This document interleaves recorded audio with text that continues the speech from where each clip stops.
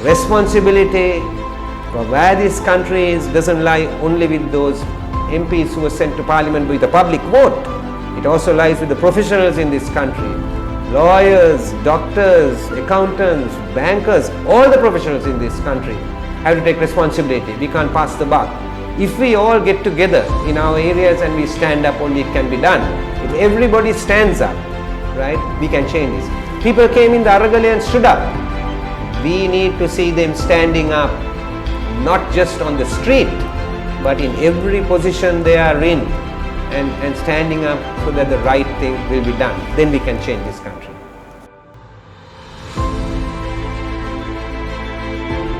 Sri Lanka, the pearl of the Indian Ocean, formerly known as Ceylon, is an island rich in biodiversity and lying at the tip of South India.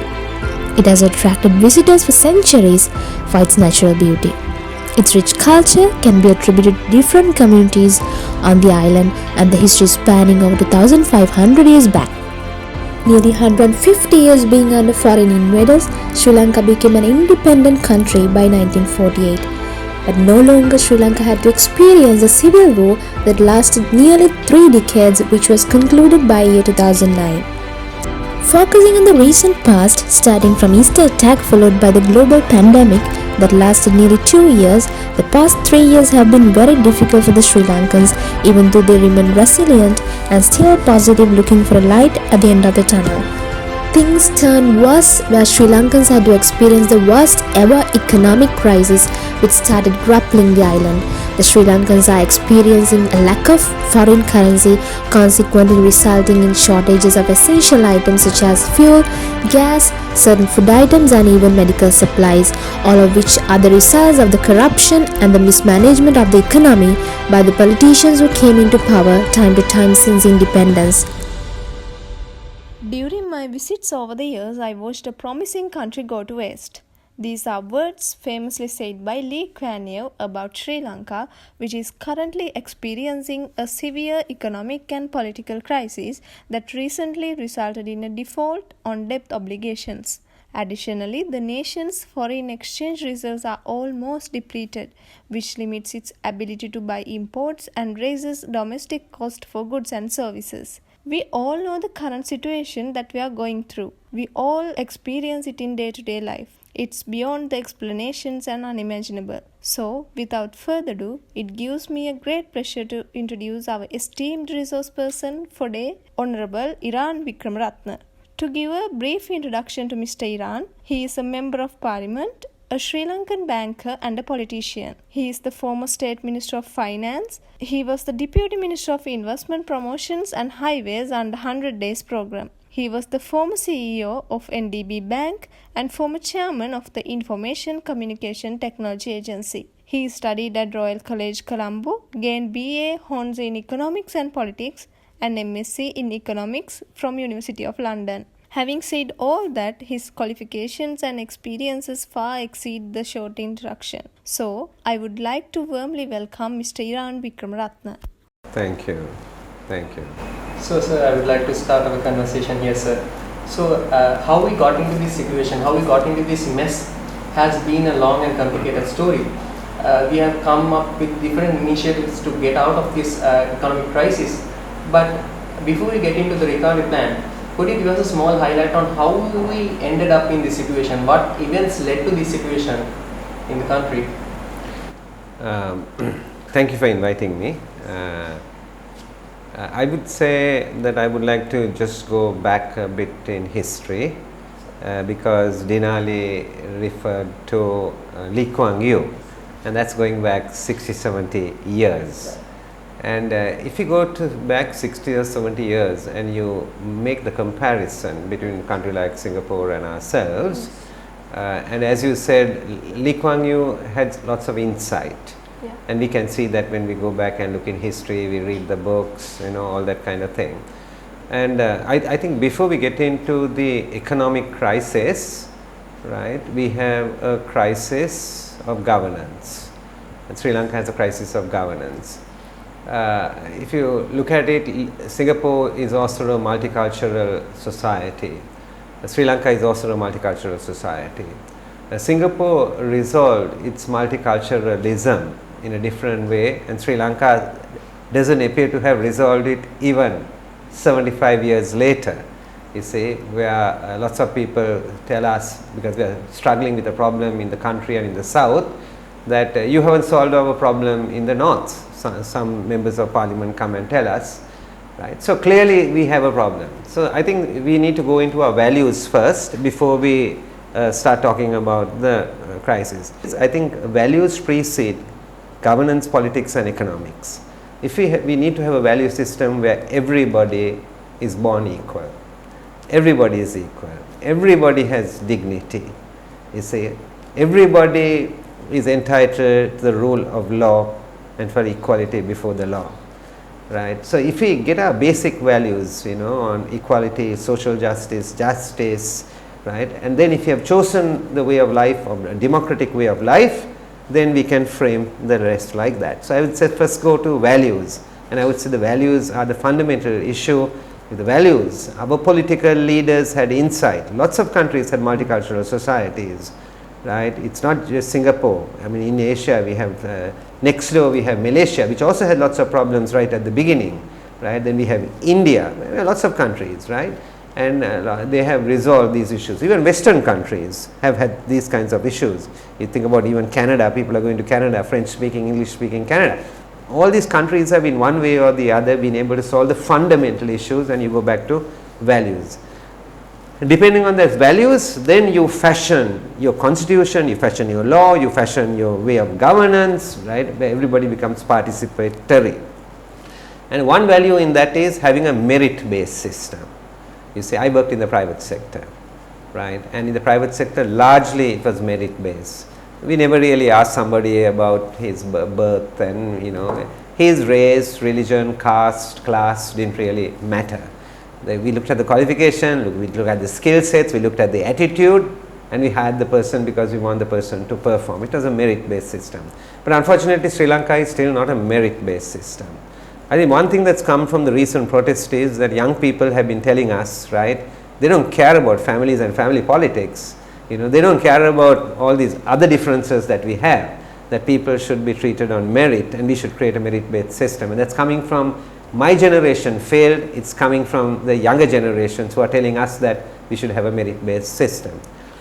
If I were to go into the problem, move away from that and look at the present crisis, right, or the economic crisis stems out of two structural deficits.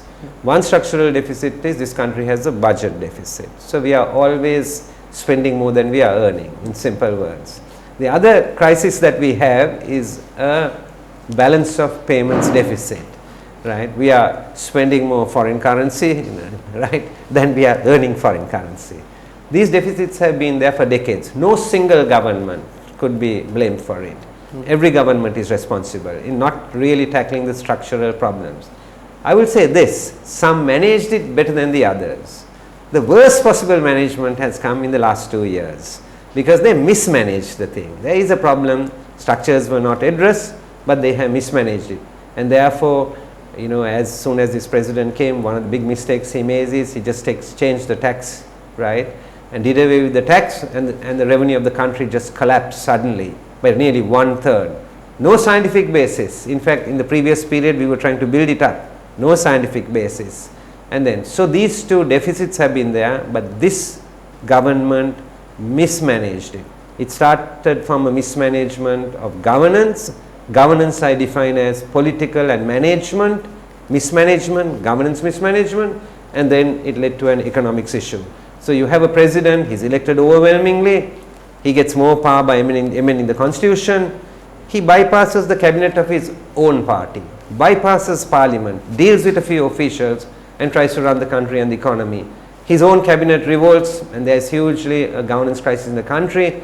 It converts into an economic crisis, everybody is affected by it. So that's a little bit of the history leading up to the present problem. Further, sir, the COVID-19 pandemic and the East Lanka also affected were the reasons for this economic crisis. So what about your idea? Yes, so in 2015 15, when the government changed, right, we were confronted with this problem of the budget deficit. We went into a program with the International Monetary Fund. Now, my personal belief is, right, you don't need the International Monetary Fund if you run your country properly, if you run your economy properly. With or without the IMF, we should be having the right policies.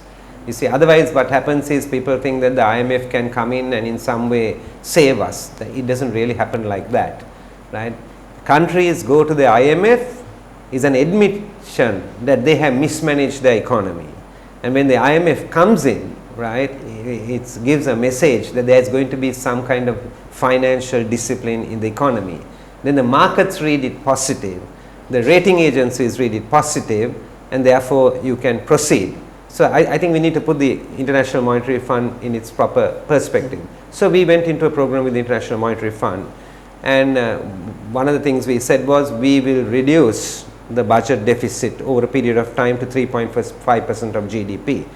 Within 2 years, right, we were there, we were able to reduce it to about 5% of GDP. Then we had two external shocks. One external shock was actually the constitutional coup was an external shock, and the second external shock we had was the East bombing. So when that happens, people lose confidence in the system, right, your trade gets really upset, your investment slows down, and it causes a problem. If we didn't have the constitutional coup and we didn't have basically the Easter bombing, certainly the economy would have performed better.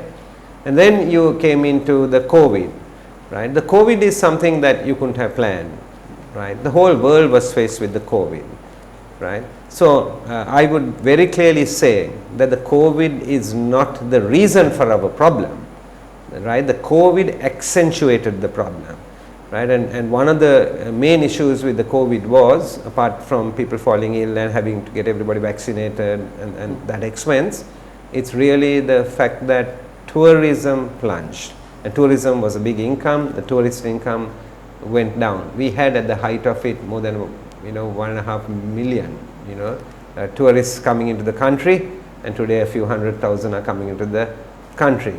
We had $3-4 billion of tourist revenues coming in, and suddenly it has collapsed. So the COVID impact was really tourism. But then that was not for Sri Lanka only. That was for all the other countries as well.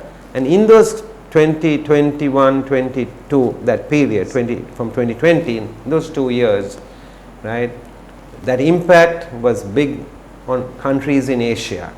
But in countries in Asia and in South Asia, the foreign reserves went up during that period, and Sri Lanka was one of the few countries that the foreign reserves actually went down. So it clearly shows that yes, COVID accentuated the problem, but COVID was not the root cause of the present crisis. So would you agree when I say that there was a significant issue with regard to mismanagement or misallocation of resources, and if so, how critical was that misallocation or mismanagement of those resources to the current economic condition of the country? It was very critical, you see, because if you have a business, right, you will have capital and you will have debt financing. And if you go to a bank to get the debt, bankers will look at how much capital, how much risk you are taking. They look at your project, right, and they will examine it from all the different routes, and then they will decide that they are going to give you a certain amount of debt. So they will look at the debt equity ratio and then give you the debt.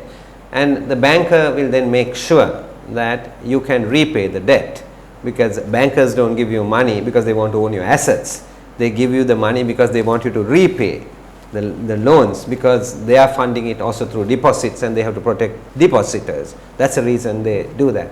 But unfortunately, when it comes to the country and when we took debt, right, what did we really put it into?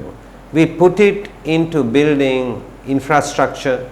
We built airports which are not commercially viable. When I mean commercially viable, it may be viable in 30 years, but if you are taking 5-year, 10-year loans, then it needs to be viable in 5 or 10 years. They are not commercially viable. We build ports which are not viable in the short run. If you are building ports to be viable in 25, 30 years, as I said, that's fine. Then you need to look for funding which is going back 25, 30 years. So if I put it in short, we build highways and put money in highways. Highways are not viable. you say, and the repayment on the highways will come only over a very, very long period. So you don't build those on debt, and particularly short-term debt. You need to put capital into them, right? Otherwise you don't build them. So you are creating a problem. What should we have done? We put it into non-tradables. What we should have been building is the tradable economy. We should have been building businesses. We should have been basically encouraging, right, Sri Lankan companies to export so that they can earn foreign exchange. Sri Lanka, we have only a few exports, traditional exports. We have tea, rubber and coconut, traditional exports, and then we have, now we can call it traditional as well. We have garments and IT sector and the information technology area is what we have, right? But there are lots, and we are looking at large companies. But if an economy is moving from a small economy, a less developed economy, to a middle income economy, there has to be a structural change in the economy. In a less developed economies, generally a few companies dominate the economy, dominate production, dominate exports. When you move into a middle level income country, right, you need to diversify your economy. Small and medium industries should be focused on, and they contribute heavily to our GDP, but they should be focused on. They should have been encouraged. We should have been helping them to take their products and services overseas into the export markets. They need a bit of help. Small companies, can't, send, they don't know where their markets are to start with. They don't know, they don't have sales teams to go and look for it. That's where some government intervention comes in. It's in a facilitation process that the government intervention should come in, and that's where we should have focused. So we took debt and we put it on non-tradables, we put it short-term debt on projects which will have very long-term returns. Absolute mistake. It's not this present government, it happened under the previous government as well, and this is one big mistake we made. After the end of the conflict, we make gigantic economic mistakes and problems. We spent it on infrastructure. We went and spent it on even on dead infrastructure. We built stadiums, right? Sports stadiums. We built halls for conferences. We built towers. These things have no return, right? We have more stadiums than cricket matches today. How ridiculous can it be that we could take debt and do that, and today we have put the whole country in a huge fix by that. So your question was a very valid question. Wrong policy decisions. Lots of people think that this country has gone wrong because of corruption. I completely deplore corruption. Completely deplore corruption. Right? Corruption must be brought to a halt. Those who are stealing and robbing the country must be brought before the law, and they must be punished through the judicial system. And therefore I am terribly anti-corruption. But corruption is not the main reason that this country is in a fix.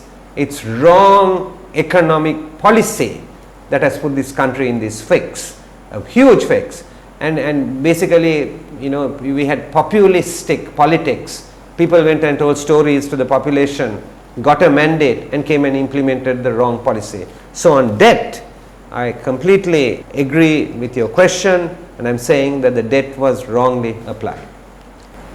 So from a political standpoint, sir, since we agree that there was a significant mismanagement, what sort of political reforms can we implement to recover from this situation and to prevent a similar situation from happening again? I would say that there is no easy, simple one answer. I think there are a number of things need to be actually done in terms of political reforms. So one of the things we need to do is, if we look at the system of governance we have, right, in modern political theory, you have the executive arm, you have the legislative arm, and you have the judicial arm of government.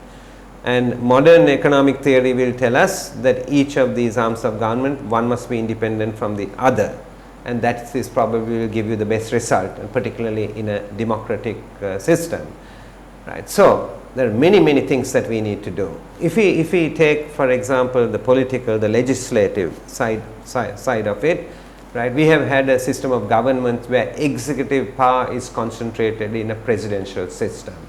I think that our experience is showing us it doesn't matter who the president is.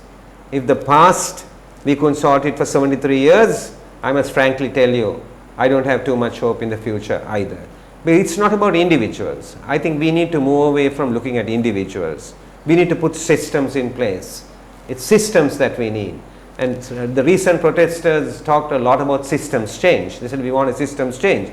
But it was not really defined what the systems change is, and as we go along we need to define it. So one is we need to have an executive who is answerable, and therefore answerable obviously to the judiciary, but answerable to the legislature as well, answerable to parliament. And that is why I think we need to shift from a presidential system where the president virtually has unlimited power in our presidential system.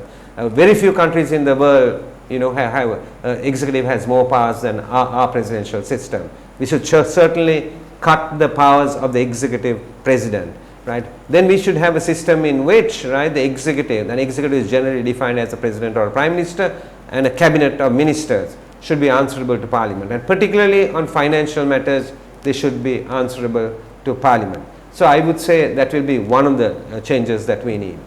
Then we also need to make sure that the proper people are coming to represent us in parliament, right? Secondly, so we need people who come with knowledge, right, with skills and with experience, even if it's not in the law, and the public must demand it, right? Knowledge is important, because if you don't have the knowledge, then how can we actually lead in any field, not just in the legislative field, in any field you need knowledge.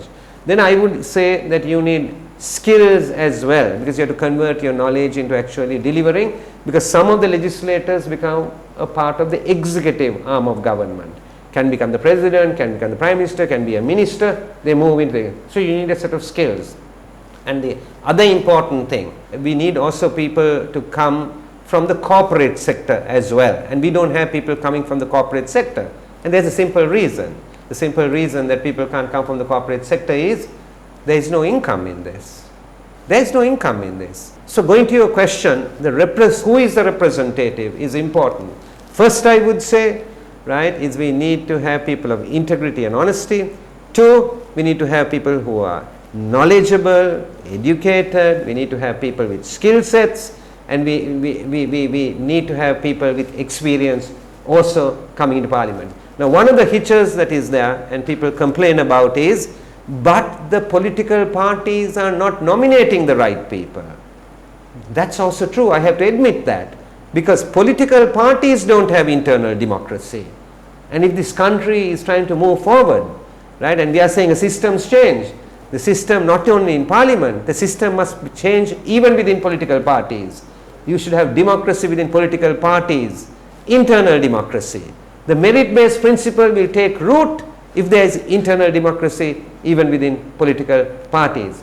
So there are lots of things that need to be done. I will talk about one other main point here. Corruption is in the system. Officials, right, are also corrupt, right, big time corrupt. Politician, once in 5 years you get a chance of throwing him out if he is corrupt. If the people are voting for corrupt people, the people are responsible, not the people that they send. People are responsible if they are voting for corrupt people and sending them in. If they are voting for people who they know are in the drug business and sending them to parliament, the people are responsible, right? But they get a chance of throwing them out. But here what happens is officials, right, they are there in a system for maybe 20, 25 years, right, and corruption has been a system of, I can tell you a lot about corruption, I won't bore you with it, and it's there from the level of the Pradeshia Sabha and the municipal council right all the way to government at the top. That is there. So that change also needs to come, right? Anti-corruption, right? We have to put anti-corruption systems in place, and we have to. So my thing about responsibility is this. My issue on responsibility is it's not only those 225. Why hasn't we have anti-corruption commission? The anti-corruption commission is 28 years.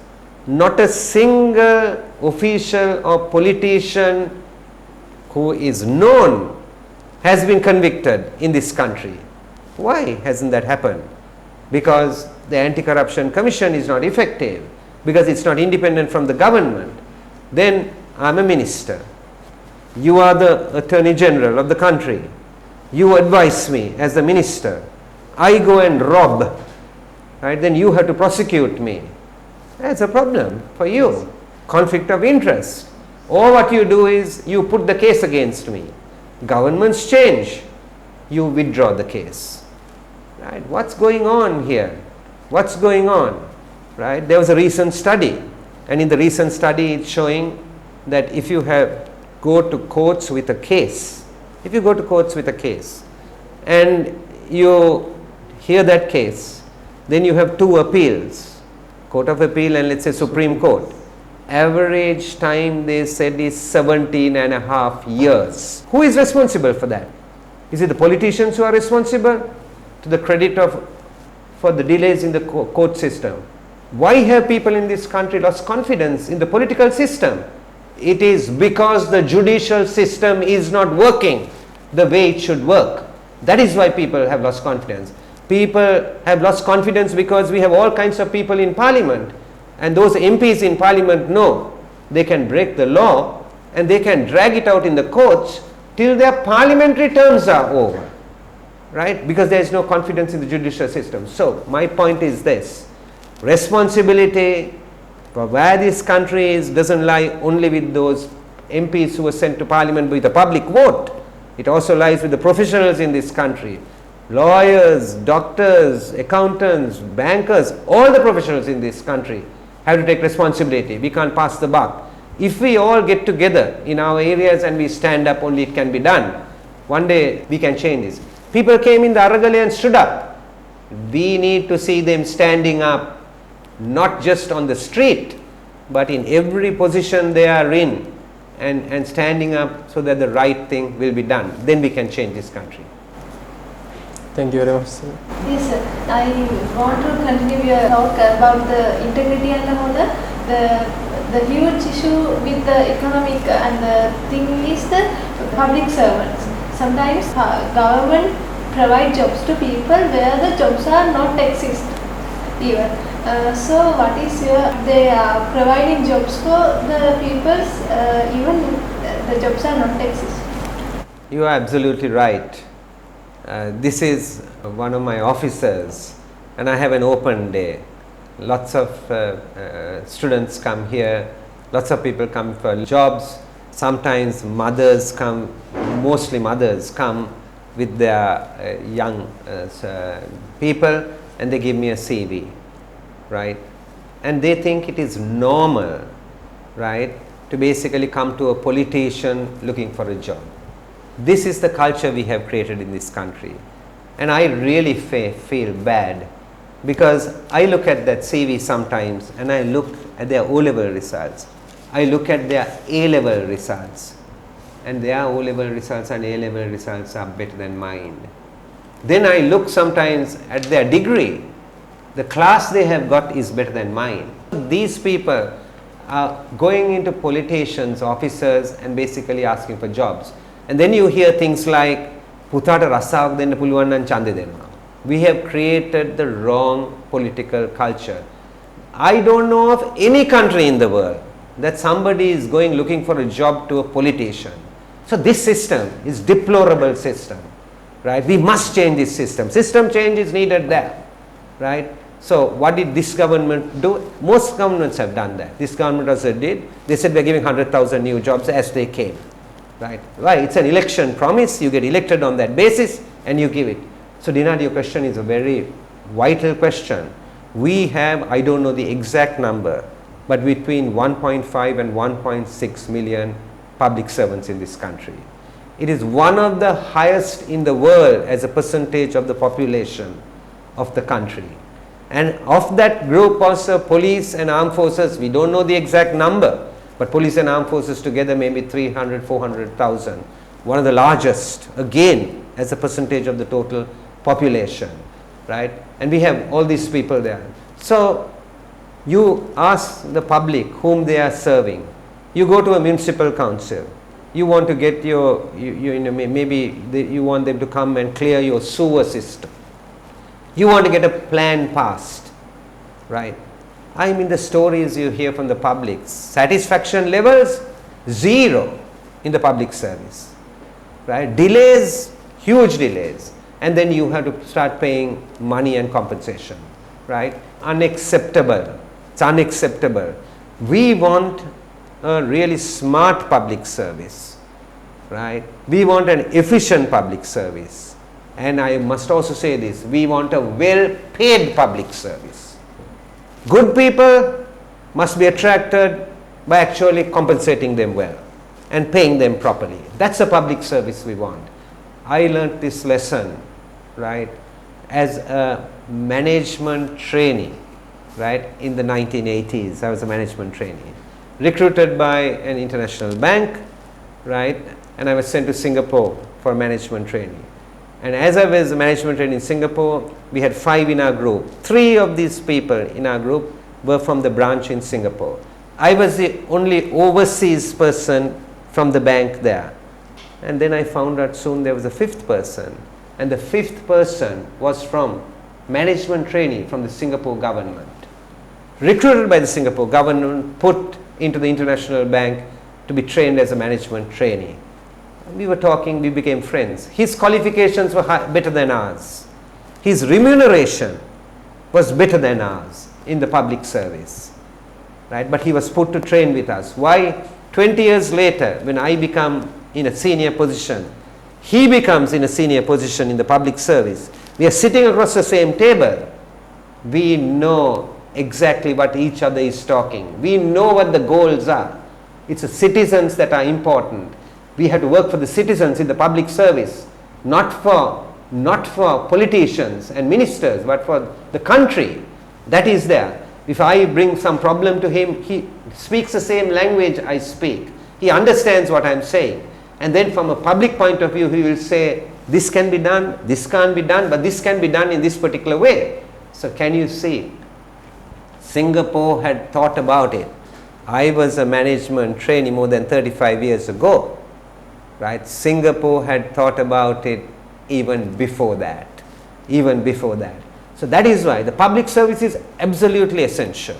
No country will develop beyond its public service. No country.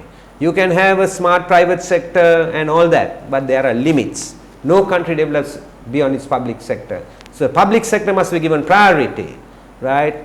Political recruitment must be brought to a halt, to 0. Political recruitment. Right? Then we have to basically recruit the best people. We have to remunerate them well, and we need to put lots of money in training of the public sector and the public service. Lots of money needs to be put. So these reforms need to be undertaken if Sri Lanka is going into the next level. So in the last 2-3 months, we have seen a significant amount of economic initiatives that have been put forward to overcome this economic crisis. So 2 of which are significant increase in tax and interest rates. So in your opinion, sir, is this enough, or should we expect more of such increments moving forward, sir? Yeah, so there, as I said, on the economy, there is no one clean answer, right? On one hand, we have inflation soaring, and the central bank has a responsibility to make sure they get inflation under control. So interest rates is a tool that they use in getting inflation under control. When you do that, that's a positive side. The negative side when you do that is, while a few people will benefit if they have their life savings with high interest, businesses will suffer because their financial cost goes up. So no easy answers, but the central bank is doing that because they need to get inflation under control. So that's on one side, that's happening. Then the other big mistake we made was on exchange rates, right? We tried to artificially hold back exchange rates, and it was a double mistake because you were holding interest rates and exchange rates both down, and basic economic theory will tell you that that just does not work, and there's no explanation to the crime that was created by actually doing this. And then you had to go in for an exchange rate adjustment, and then you went for a one-shot adjustment, you see, which caused a problem. But it will settle down eventually, right? It will settle down. The gap between the exchange rate now, the pegged rate, and the market rate, which some people call black market, but the market rate is reducing. It's reducing, and if the exchange rate moves closer to a float, then that will completely basically disappear. But exchange rates are not only about economic fundamentals, economies are about confidence as well, right? So Sri Lanka has no reserves, it's not paying its debt, it's a bankrupt country, and there's a lack of confidence. So where the IMF program comes in is, if we sign up at a staff level and then move in that direction, it gives some confidence, because then you get a drawdown maybe in the first quarter of next year or whatever, and that drawdown goes to the reserves. It sends a signal to the market then, right, that Sri Lanka is going to slowly build its reserves, and we are going to go, go down that road as well. So you have interest rate policy, and then you had monetary policy. You have a budget deficit, and what do? You go and print money, right, and that's how the inflation was largely created. So that has to be in control as well, that has to be controlled. And then you had, right, on top of that, you had things like price controls, right, and this price control thing also hasn't been understood in its proper perspective, right. Generally speaking, prices should reflect the market and shouldn't be confused with subsidies. This is one big mistake we have made. I'll give you one quick example, right. What did we do? We buy oil at international prices all the time, because we are not really mining oil in Sri Lanka. So we get it at international prices. So we have, let's say if in my example, the international price of oil is 400 and we are giving it for 200 a litre, which is what we were doing till quite recent. Then there is a 200 rupees subsidy on 1 litre of oil. Then the low income person or the three-wheeler person takes his vehicle, and to make it simple, let's say he pumps 10 litres into it. He walks away with a 2000 rupee subsidy, 10 into 200 in my examples, walks away. Then the wealthy person comes, he has a big car or a big jeep or something, he goes and pumps 60, 70, 80 litres at once, not 10. If he pumps 60 litres, he walks away from the petrol station with 12,000 rupee subsidy. The poor man 2,000, that man walked away with 12,000. This policy has gone on for years and years and years. So in the example I gave, right, one got 2,000 rupees, the other got 12,000 rupees. No, petrol should be at the international price at the pump. Everybody should buy it at the international price. Consumer can decide where he wants to go and not to go, how he wants to use it. That subsidy, we should take that 12,000 rupees and protect the vulnerable and the poor by directly giving them that subsidy, because that is what social justice is. So this is not liberal economics. We believe in markets, and markets must work and be allowed to work, and the hindrances must be taken away. But we have to protect the poor and the vulnerable, and we have to actually take those subsidies and give it directly to them, directly. And today with modern technology, there are ways of giving it. What has gone wrong in this country is, I give you one example, is a samurdhi. Earlier it was called by some other name, transfers of money. So what do? We employ a lot of people. We call them some niyamaka.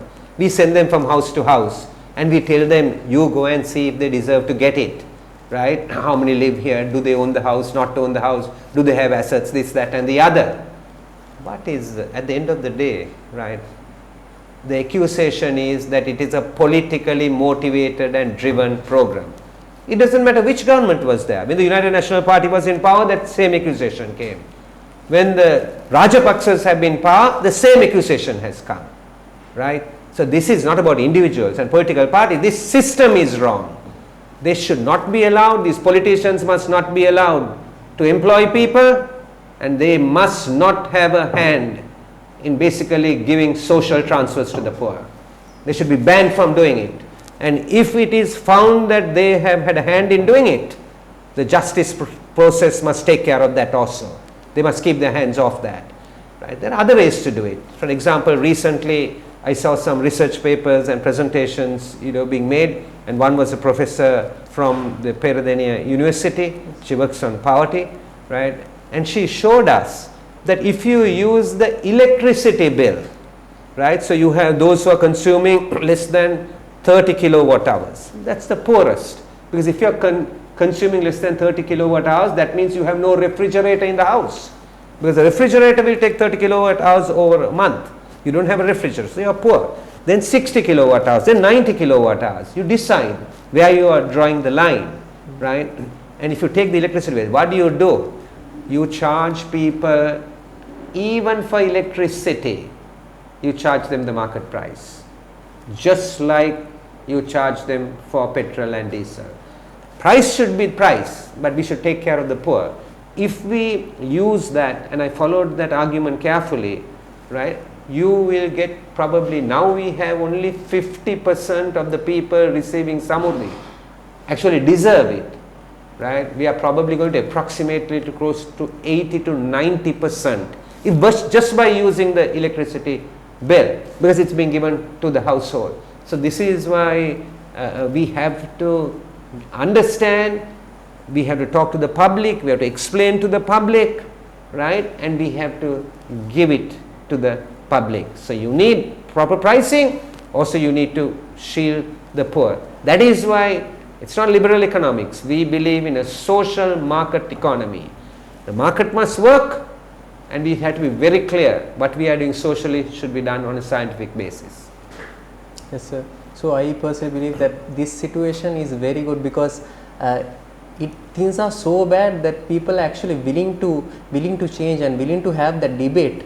And also, sir, with regard to the initiatives that have come forth, are there any initiatives that you might not disagree on, or you might do differently when it comes to economic policy decisions? Yeah, so we will have to put an IMF program in place, we'll have to do debt restructuring, we'll have to get some bridging finance, and then we'll have to go to the reform process.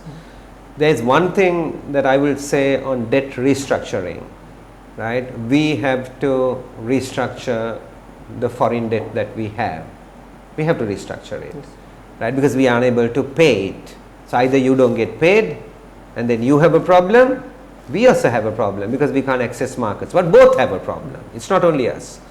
And when you go into a bank, right, you have a responsibility to pay me, and I have a responsibility to make sure your project works, right, before I give you the money. Therefore, those who gave us the debt, they are also responsible. We are responsible, right, because we took the debt and we put it in the wrong projects. We put it in non-tradables when we should have put it on tradables. We are responsible. They are also responsible because they should have evaluated what are we putting this money into, right, and that we should be able to repay them. Because if they didn't look at that, then why did they give us the debt? Why did they give us the debt? Then that raises a whole lot of other questions which are non-economic questions. They can be geopolitical and strategic questions can be raised if that's the question. So I think the borrower and the lender in a relationship are both responsible. So when we are renegotiating this debt, right, we have to renegotiate our foreign currency debt, right, which will be about 30% of GDP as compared to what Ranil Wickramaratne, the president, referred to as our total debt was about 140% of GDP, which is what he said in his policy speech. The government must be absolutely clear on the position it takes when it is negotiating this. You say, we have a problem, they have a problem. And when they are trying to solve our problem, they need to be clear as well that you can't solve one problem by creating another problem. I don't think the government should agree to any proposal that comes that will put the banking system at risk. You say, we need to be clear about that. We have a problem already. Why should we make the problem worse? So therefore, we need to be clear, and we need to be clear on our position, right?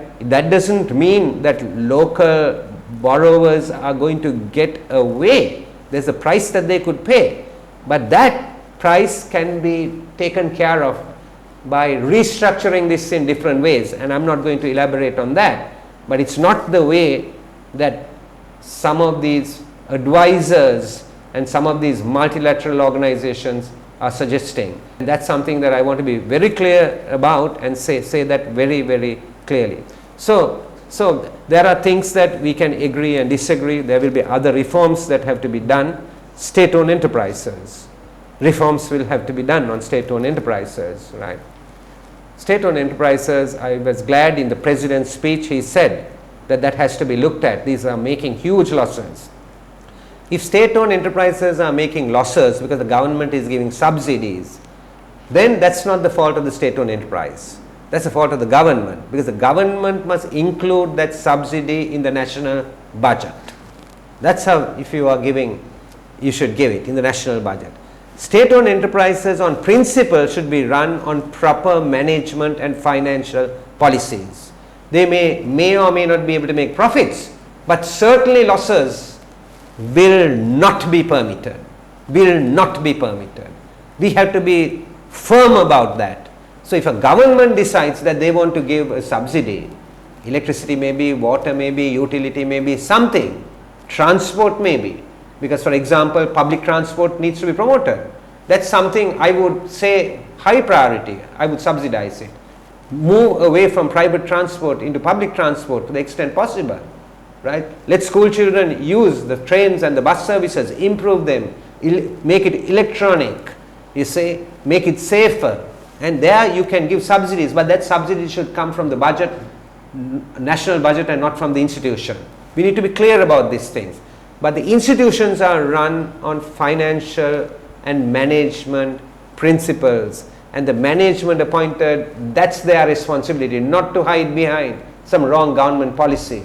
So state-owned enterprises should come there, and the state, right, needs to really has its two roles. One is in providing security, whether it's food security, national security, energy security, the state has a responsibility, and to that extent the state can hold shares in some institutions to that extent, for that reason only, not to try to run businesses and make profits, because it's an absolute failure. And some people think that because you put the wrong people. No, by nature it's like that. So for holding security positions, the government can take that. All other institutions, right, should be basically run by people in this country.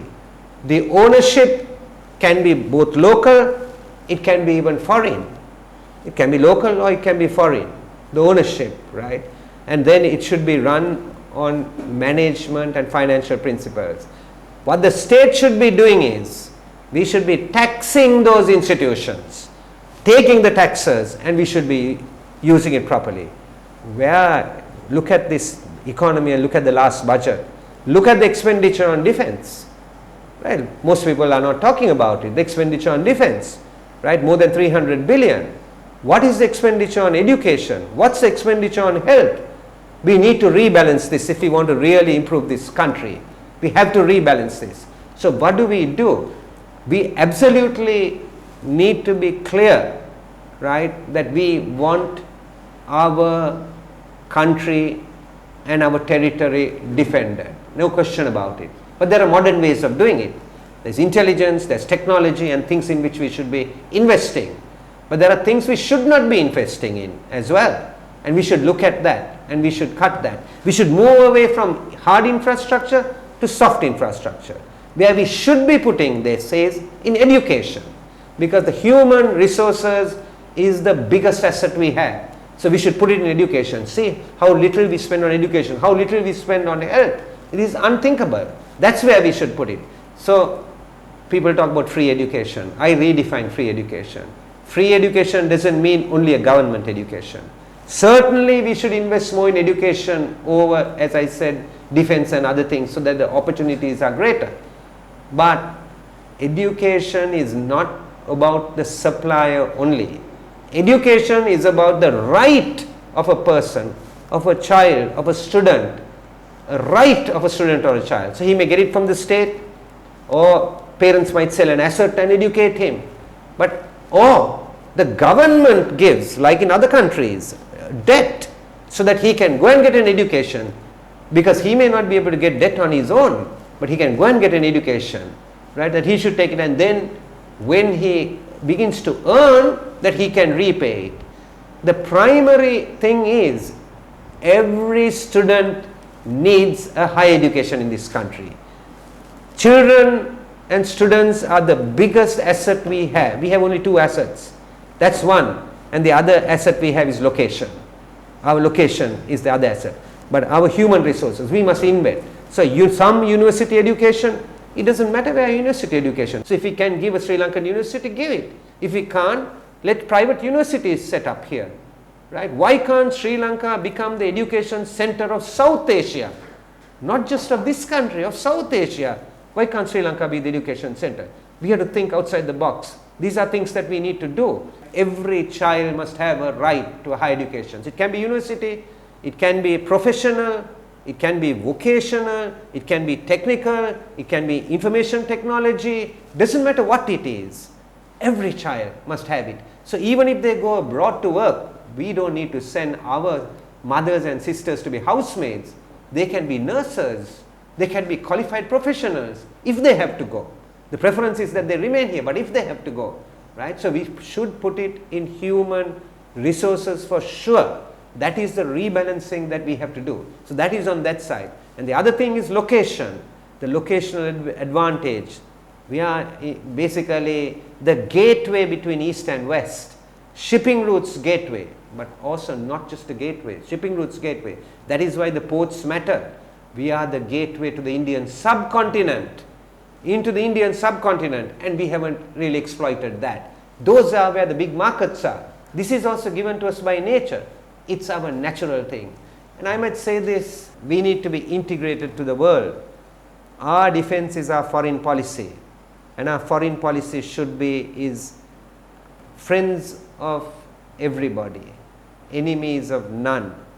That should be our foreign policy. And we have to take into account India's concern with India's defense only because we are geographically next to India. That's a reality that we have to be conscious of. But our foreign policy is then our defense. And we need to be fully aware of that, and we need to accordingly only we need to move. So in our locational, using our locational advantage, we need to change our thinking. We need to be open, integrated to the world rather than closed. I hear it every day. Passport queues everywhere. Visa queues everywhere. People are trying to grow. And what are we doing? We are trying to close our borders. Every tourist coming here, we should give them a multiple entry 5-year visa. What are we talking about? Let them come, let them spend. Next year when they are going on their holiday, that child is going to say, Father, we went to Sri Lanka last time, this time we are going to India and Nepal. On our way back, we stop for 2 nights in Sri Lanka. If they have multiple entry visas, we have a lot of this happening. I'm saying we have to change our thinking. We have to change our thinking. We have to open our mind, and we have to open our borders. That is the way we are going to take this country, so that the Sri Lankans overseas are one of the biggest assets this country has. One of the biggest assets it has. But we have underutilized that assets because of our not really understanding the economic viability of them. Around 25% of central government debt is sovereign bonds actually. Yeah. The outstanding sovereign bonds are matured from 2020 to 2030 is more than $1 billion US dollars per year actually. So what can we do with those, the debt? Yeah, so that will be a part of the total debt restructuring. So multilateral funding you will have to pay, bilaterals, OECD countries, and then we have to get India and China to come onto the same basis. Now if we are working through that, then we have the private lenders.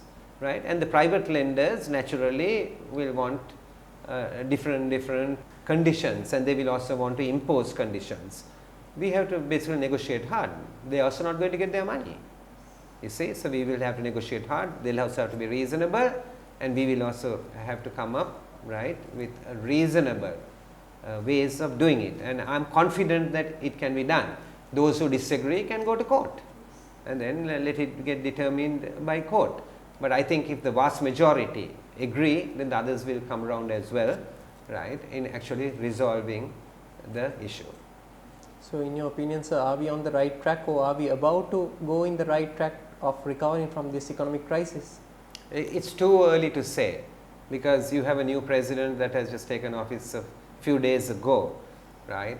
So you have that on one side, and on the other side, the concerns that we have had immediately are to do basically with human rights. We have had a concern about political issues, about the emergency, and I think those need to be normalized quickly so that you can proceed on the economic front. So you can't detach the economy from the political front. So it's too early to answer that question. Let's wait and see, because as I said, the president is new, you know, and the people are new, and how that's going to get resolved. If we can see some positive signs over the next few weeks, then I will be very much more confident that on the economic front things will move. Yes, sir. Finally, what is your message to the Sri Lankan citizens? What would be the role of the Sri Lankan citizens as general and as a youth? What is your message for them? Yeah, so I would say this: while things are looking bleak, don't give up hope. We have got into a mess, and that is because of poor political judgment, poor management, and poor policy and economic policy decisions. So that's why we are in this mess. So to put it right, we need a lot of changes, and in making those changes, there is no easy path. There is no easy path, but the changes can be made. I would encourage some of those who have been, you know, really concerned about this, in the forefront of this, to actually come forward, even in politics.